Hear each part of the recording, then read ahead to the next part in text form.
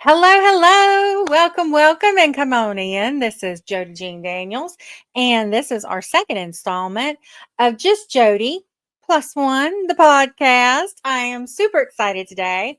We have the wonderful author Sako Toomey today, Cass Voit, her author name, and I want to welcome her to our little neck of the woods, and I'm excited to get to talk to her. I've got some really fun questions to talk to her about. So let's jump in and get started. Welcome. Hello, hello. I'm so happy you're here. This is going to be so much fun. So much fun. I can't hear you. I think you've got yourself muted. I do. That's okay. Thanks so much for having me. You are welcome. You're welcome. I am super excited about this. I think I'm just going to ask you the generic every interview first question, and that is, what do you have upcoming as far as projects, and what are you excited about right now in your world? Okay, so I have 3 projects that I'm kind of like tossing in between. I have the Damned Hitman serial, Okay. which will be years and years in the making. Okay. Um, I have a vampire sapphic story called Borrowed Time, where a Russian vampire falls in love with a former cancer kid who has a death wish. That sounds exciting. That's it's up my my first alley. it's my first foray into paranormal romance. So yes, I'm That very is right up excited my about alley. it. Yes. Very excited about that. And lastly, I don't know if you've heard about the Beltane Yes, anthology. I'm writing one too. I'm Isn't it writing fun? a story for that. Oh, So super excited. yeah, that is current, and I'm writing a bunch of one shots Okay. for tabletop RPGs. So Okay. so I'm keeping myself busy.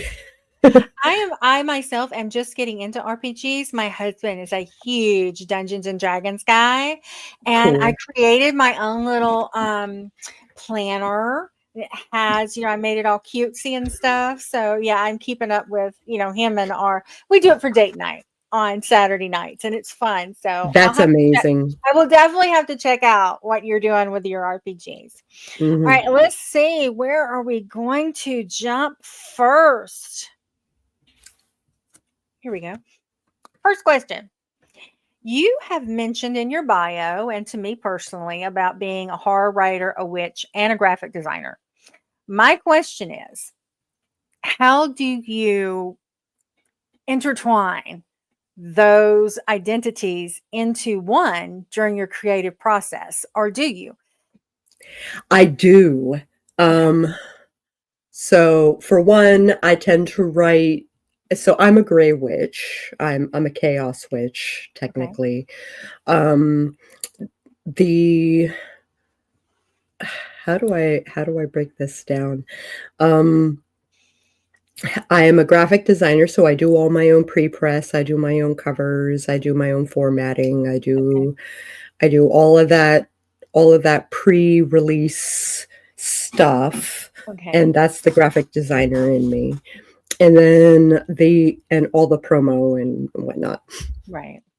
The writer, obviously, I write urban fantasy horror with Yep. urban fantasy with horror elements, Okay. except for Shadow of the Fae. That's outright horror. Okay. Um, the witch part, um, I think that's where it comes in, like what inspires me Okay. to write some of these stories. Mm-hmm. And also my tabletop habit, my Mm-hmm. tabletop RPG habit. That's Okay. how I do a lot of my character building.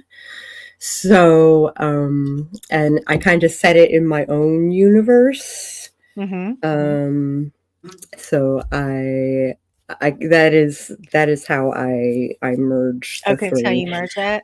Mhm. I have a question. It's not if you don't want to answer it, it's totally fine. Okay. I know what a kitchen witch is. Mhm. What is a gray witch or a chaos witch? Okay, so a chaos witch, we kind of start working in quantum physics and the scientific method and all of that. Whatever works for you works, Mhm. sort of idea. Um, that's the chaos side. And Mhm. then the term gray witch implies that I am not a dark witch. Okay. I am not a shiny bright white witch. Mm. I am smack dab in the middle. Okay. So what I do is a lot of healing, a lot of protection, a lot of wards, Okay. and my wards are mean. Okay. So if someone comes into my house with ill intent, they will leave post haste. Okay. So Okay. All right. Now, you mentioned this book. I have it on my Kindle up and ready to go. You have written Shadow of the Fae, Mhm. and you said it was a straight up horror, so that gives me a little hint. But tell me what I am getting into with that book. Okay, so a it's set in 410 Rome. Okay. Um, a the eighth child in a large family, um, basically runs away from home and follows the will of the wisps into the moors. And while she is following the will of the wisps, she is kidnapped by a true fae. Okay.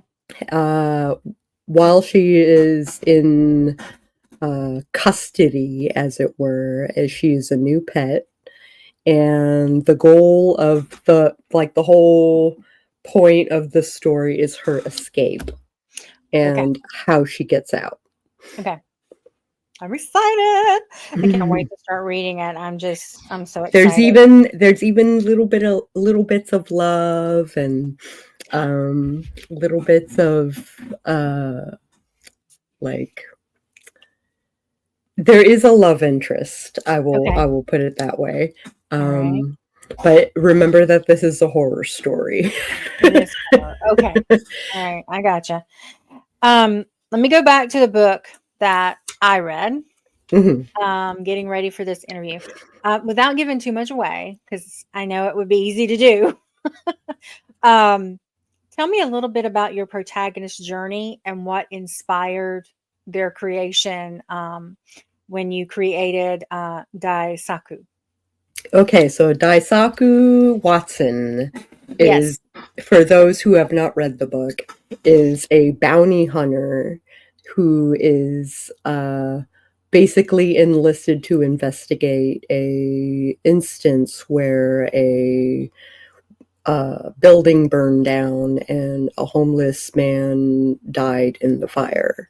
Now, the fire is started by a woman who didn't appear to have any fire starting stuff. And she just, Yeah. yeah. So he basically spends the book trying to determine whether or not she comes by her powers honestly as a mage, or has she sold her soul to a demon for power? Okay. Now, selling your soul to a demon for power is quite illegal. So that would be the bounty hunter part that Okay. is. So the council thinks that she is guilty of selling her soul. The Daisaku isn't so sure. Okay. So that is basically the point of the book. That's his okay, so, that is his journey, and so when you were creating him, what kind of inspired his creation for you? Okay, so my first book, which was Hope's Chest, which is only available on Storyteller's Vault, Mhm. um, he was Vietnamese American. And now he's Panda, Japanese American, right? and he's Japanese American, which I very much so relate because I Yeah, too am Japanese American. yeah. And Daisaku is one of my favorite names. He's kind of in a way named after my father, in that Daisaku is kind of the Japanese version of David in Mhm. a weird way. Um, Okay. so if there was to be a translation, um, he kind of came out of the whole concept of a mage who uses fire in their magic, Mhm. and he does it completely legally. He was born with these abilities. He very much so uses fire in his paradigm, Okay. and which is why he wants to go after this girl, because if she is a honest person who is actually a mage and not a thrall to a demon, Right. um, So it's then kinda he like a would mirror like to train them. He would like to train yeah, them. yeah. So he, like, Um, sees himself in her if he she's does. actually, on the up and up. Okay, Yes, exactly. But she cool. comes from a walk of life that he has no concept of whatsoever. Okay. So that culture clash, both Yes. the age and the culture, Mhm. just, Right. like it takes them a minute to get along. It does. Alright. I loved the dynamic between the 2 of them. It was actually my favorite parts of the book were the dialogue between the 2 of them. I really enjoyed that. Were there any particular challenges you faced when writing the story in terms of the character development or the plot structure? You know what? I use a 30-day beat sheet to Mhm, write my books, to write my stories, mhm. so that there's a beginning, middle, and end. Right. And um, I used that for Flambeau. I also co-wrote it technically Mhm. with BC Brown Books, which went beautifully. We worked together wonderfully. She took the job of writing Justicia, and I wrote Daisaku, and we were basically RPing together when we wrote the dialogue. Oh, wow, that's amazing. I love that. So while she was writing, I was editing, and while I was writing, she was editing. So like we did like 2 revisions, and Wow. and that's the copy you have. That's amazing. It's so good. The dialogue between them is just you see it as like that older uncle, younger niece, that are just 2 different, it's not only the 2 culture different difference, worlds. but yeah, it's not just 2 the different culture difference, it's worlds. the age difference, and yeah, loved it. Can you tell We me a little bit. actually Uh-huh. we actually had a sensitivity reader for Justicia Okay. to make sure that we portrayed a Latina, Right. an LA Latina The correct way. proper in the Mhm. correct way. So it wasn't like a stereotype, you Right. know? Right. Can you tell me a little bit about I've never heard of a 30-day beat sheet before. What kinda is that? Okay, so it is a combination of like the hero's journey and Save the Cat and Sid's Paradigm and K.M. Weiland's How to Write a Novel, Mhm. and like a bunch of different formulas that I saw the similarities between all of them. I mean, there are little things in Save the Cat that aren't in the others, and there are little things in Sid's Paradigm that aren't in the others, and so I kind of piecemeal them in together, and it was designed for the event in November, to which we do not name anymore.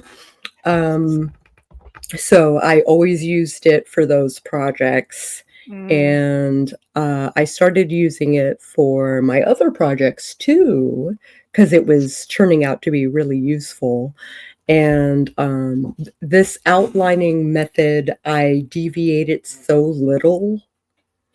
So I'm also an underwriter, so my beats are very brief, but they talk about what the point of the scene is, why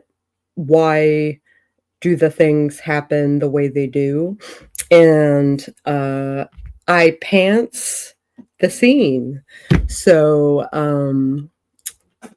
only once or twice in Flambeau did I deviate from the outline. okay, cool. That's amazing. I'd never that. I'm gonna have to pick your brain about that later. I like that. This is another author question. Can you tell us about your journey to becoming a published author and any pivotal moments that you feel shaped you during that time? So I've been writing since I was in like third grade. I've been writing my own books and writing my own stories and RPing and all of that stuff, like essentially all my life. And in 2005, I started Damned Hitman. So I've been working on this for a very long time. And the excuse me. I lost my train of thought. You were asking About your journey to becoming a my published journey. author. Right. So my first book was The Big Deal, because it was my debut book, and it was uploading and scheduling the release Mhm. of the book. That was a big deal.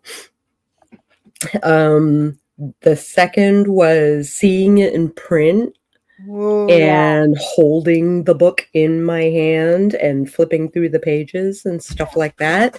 That was a big deal. Mhm. Um, I had a recent one that I can't remember. But I think my next benchmark is to have a book signing. Ooh, that will be Oh, fun. I started, the third thing, I started paneling at conventions because people actually cared what I thought about the craft. So, like writer conventions and stuff like that. I Started doing that. Are te- you going to go to or will you be at the one in New Orleans? I think I that will not. you will not. Okay. I thought Mm. that would be right up your alley, the good old town of New Orleans, you know. I know I love Yeah, that town, but I I know. don't have them. I just simply don't have the funds Yeah. to travel It, that far. it's yeah, cuz you are up north. Where are you? I am in DC. Okay. All right, yeah, you're far above me. Um I believe let's look at this one. Let's look at a fun one. On your Facebook page, there is mention of Project Flambeau. Can you share anything about that or what's going on there? So Project Flambeau was technically um it was technically the oh, my brain. Oh my It's gosh. okay. Um you were asking what Flambeau was about. Right, on Facebook. Project Flambeau. Yes, yes. Okay, so we're working on a sequel Yay! uh, featuring Kyler as our main character. That makes me so happy. It's going to be a blast. It's on the back burner for right Okay. now because BC Brown is undergoing some medical issues and stuff like that, and I want to give her time to heal. And I'm concentrating on borrowed time pretty Right, diligently at the moment because I'm right. so close to the end. Mhm. I just got to write the denouement, and I'm done with it. Mhm. The first draft, anyway, the zero draft. So, my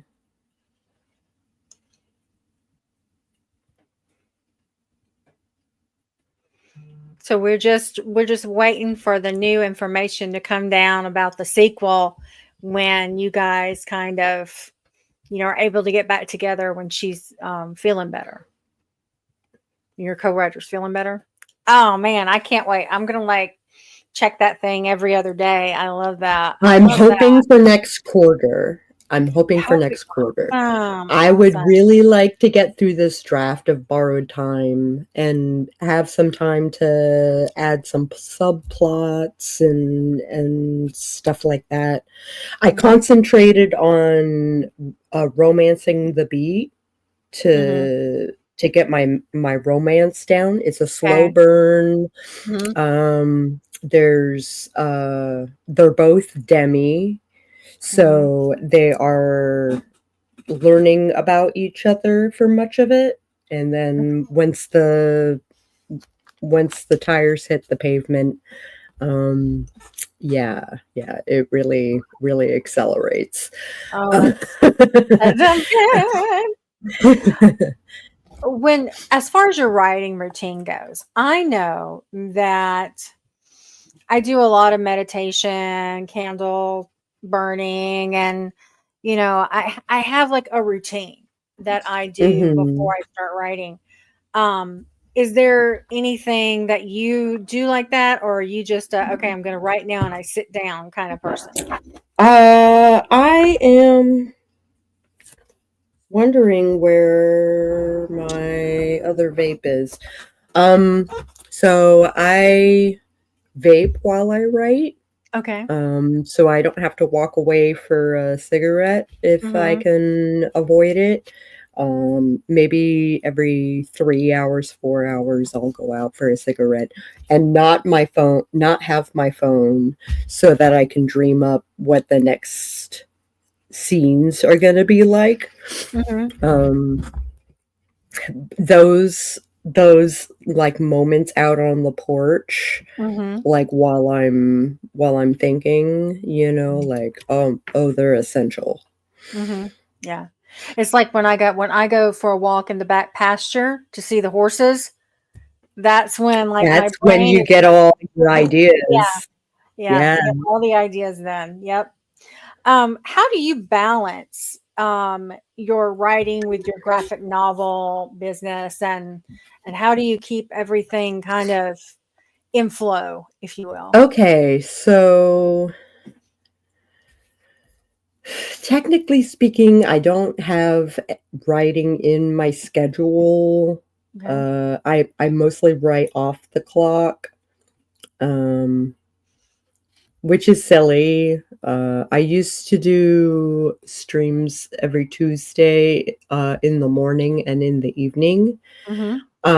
where I would work on borrowed time.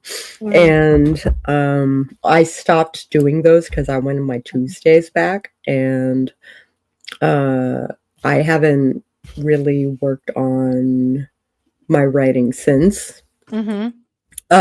Piecemeal here and there, Yeah. but because I do like a daily check-in, no matter where I'm at, or how much time I've spent on it, um, kind of figure out where I left off and where I want the story to go from then on.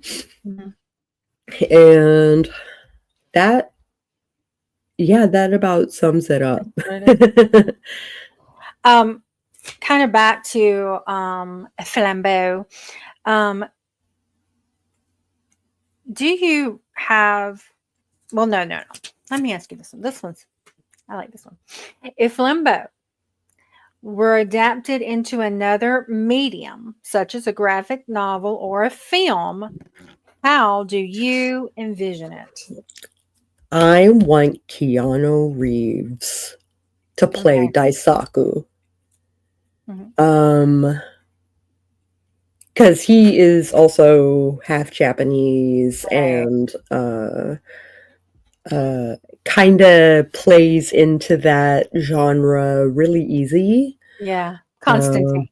Yeah. Yeah. exactly. Mhm. So, yes, in a movie, I think it would take to being in a movie really well. A movie. Because we have um, thralled ICE agents, Yeah. that could get dicey. Yeah. Um, maybe, excuse me, there is a possibility that um, it might take better as a because I think cinematically, right? Yeah. Yeah. So I think camera angles and Mhm. like uh basically storyboard. I might storyboard it, and Yeah. then we'll figure it out if it should be a movie or a comic book. That sounds awesome. I love that. Love it. Do you have then any advice for aspiring authors who are trying to blend multiple facets of their identity into their work? Um, the best advice I can give is using a planning system.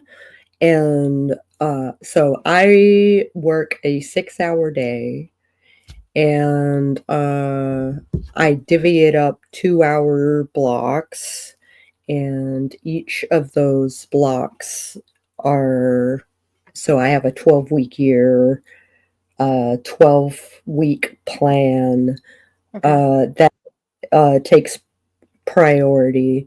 And so 2 hours there, 2 hours on client work, and 2 hours hopefully writing or reading or making content of some kind. Okay. So no more than three. Hmm. I strongly recommend. Okay. If you can, Hmm.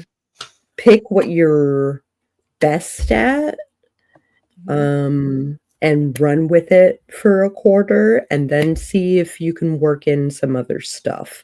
Um, this concentrating on one project thing for the Hmm. 12-week year Hmm. is working out really well for me.